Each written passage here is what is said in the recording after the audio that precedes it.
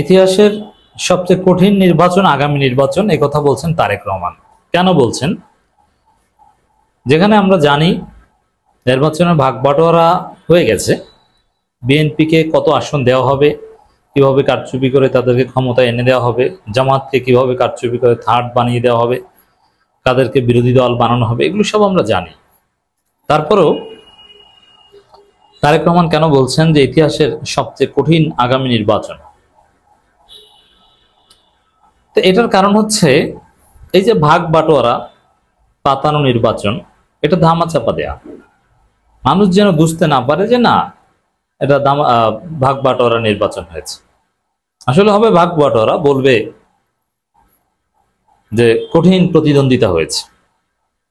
এই প্রতিদ্বন্দ্বিতায় অনেক মজার মজার ঘটনা ঘটবে। আমি স্পষ্টত দেখতে পাচ্ছি বাংলাদেশের এখন পর্যন্ত যে কথিত ফেব্রুয়ারি নির্বাচন, এটা হতে যাচ্ছে 2008 সালের মডেলে, যেটা 111 সরকার করেছিল।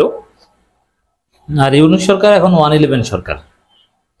ইউনূস সরকারের এখন ক্ষমতা নেই, বিভিন্ন সিস্টেমে ম্যানেজড হয়ে তারা 111 হয়ে গিয়েছে। তারা এখন একটা পাতানো নির্বাচন করছে, নির্বাচনের মধ্য দিয়ে বিএনপি ক্ষমতা এনে দিবে।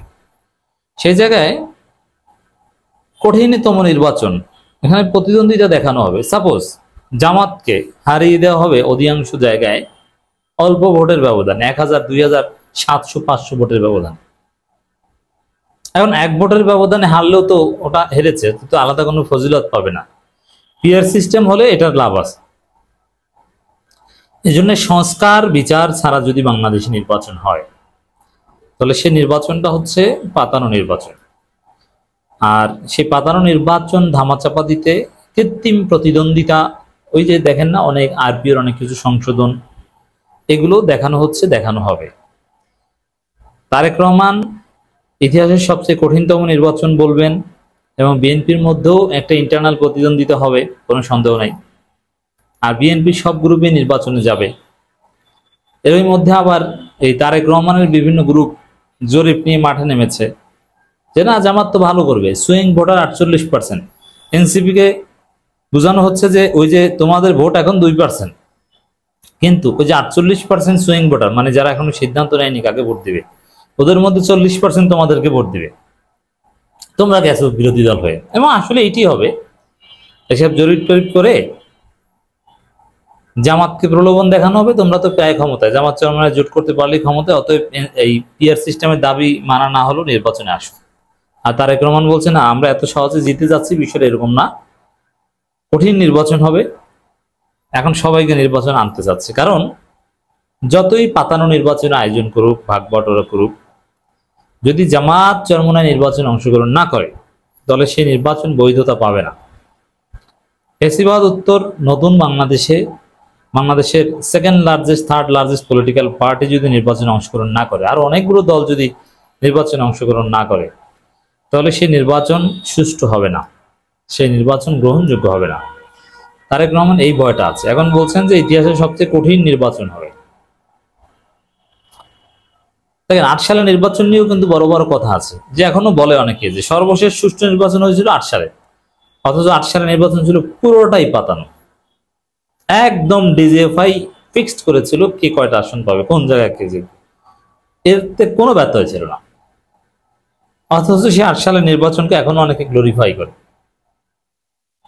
হ্যাঁ, এই 26 সালের নির্বাচন যদি হয়, সেখানেও দেখবেন যে ভোট দিতে যাচ্ছে অনেকে, ভোট দিবে, মারামারি কাটাকাটি রক্তারক্তি হবে, তারপরও একদম রাতের ভোট, ভোটারবিহীন এরকম না, উপরে উপরে সব ঠিক, কিন্তু ভিতরে ভিতরে যদি জামাত চরমনায় যায় নির্বাচনে, ভিতরে ভিতরে দেখবেন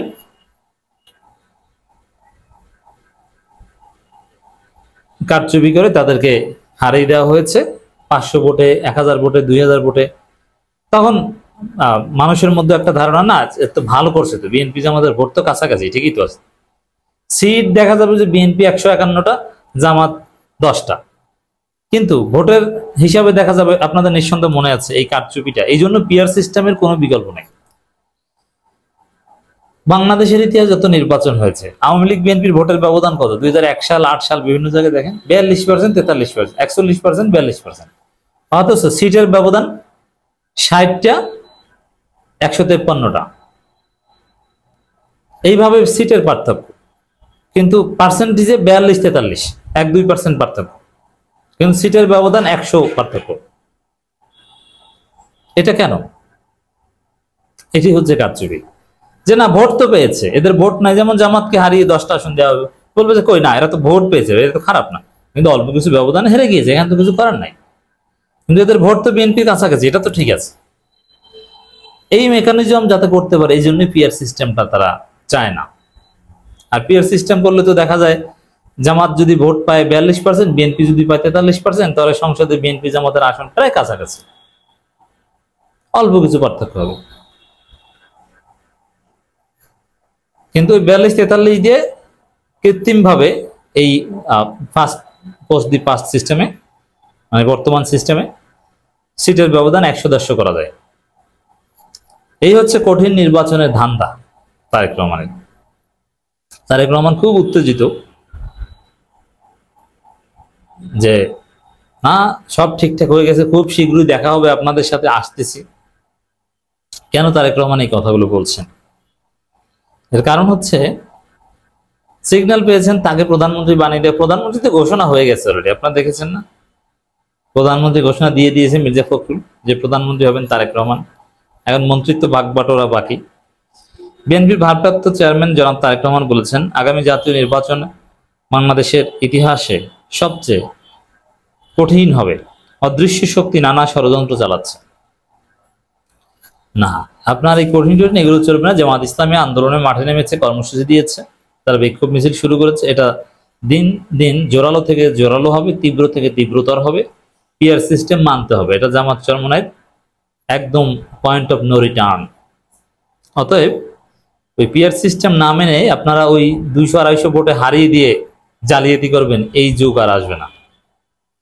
নির্বাচনই হবে না, নইলে লেভেল প্লেইং ফিল্ড ছাড়া, ডক্টর শফিকুল ইসলাম মাসুদ বলেছে না, নির্বাচনই হবে না, করতে দিবে না।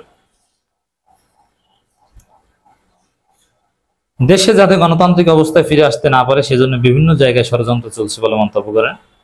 না, এখন এই লেভেল প্লেইং ফিল্ড তৈরির চেষ্টা বা এইগুলোকে আপনি যদি ষড়যন্ত্র বলেন তাহলে তো হবে না। স্বৈরাচার পতনের পর অনেকে ভেবেছেন সামনে আরো বড় চ্যালেঞ্জ নেই, কিন্তু আমি তখনই বলেছিলাম আগামী নির্বাচন হবে সবচেয়ে কঠিন, আস্থা প্রমাণিত। মানে এটা কেন বলছেন যে নির্বাচন যে কোনো সময় স্থগিত হয়ে যেতে পারে মাঝপথে, যেটা অতীত হয়নি কিন্তু এবার হতে পারে। মারামারি করবেন, লাশ ফালাবেন, না, নির্বাচন বাতিল হতে হবে, এটা জামাত করবে, বাতিল করাতে বাধ্য করবে। আপনি যেভাবেই হোক নির্বাচন করে যতই রক্ত ঝরুক, আপনি সেই নির্বাচনের মাধ্যমে ক্ষমতা নেবেন, এটা হবে না। অতএব দর্শক, তারেক রহমান এই ভয় আছে যে নির্বাচন যে কোনো সময় স্থগিত হয়ে যেতে পারে, জামাতেই চূড়ান্ত ঘটনা, জামাত চরমনাই শেষ পর্যন্ত ঘটনা ঘটিয়ে দিতে পারে। আর এই জন্যই বলছেন যে কঠিনতম হবে, ষড়যন্ত্র চলছে ইত্যাদি ইত্যাদি। এত সহজে আপনার কারচুপি নির্বাচন হবে না।